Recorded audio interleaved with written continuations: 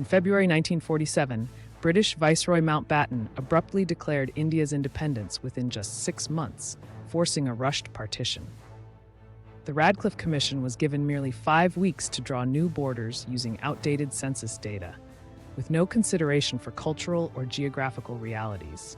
This reckless timeline set the stage for catastrophe as British officials prioritized speedy withdrawal over peaceful transition.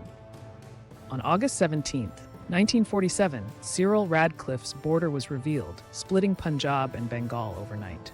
Villages were divided, families separated, and sacred sites assigned to wrong religions based solely on crude majority counts. The line ignored natural boundaries. Farmers lost fields to the other side, water sources became inaccessible. British bureaucrats who'd never visited these areas decided fates with pen strokes.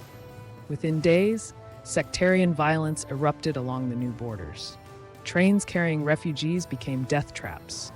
The Pakistan Special arrived in Lahore with 3,000 Hindu corpses, while the Indian Express delivered 2,500 massacred Muslims to Amritsar.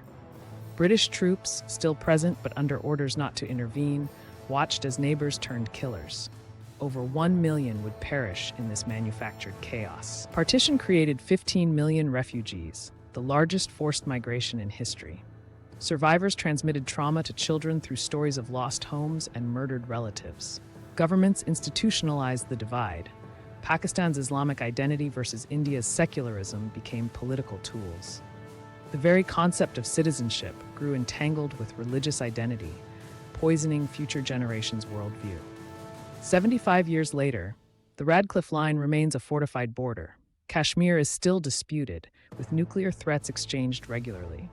Recently declassified documents reveal British officials knew the partition would cause violence, but proceeded anyway for geopolitical convenience.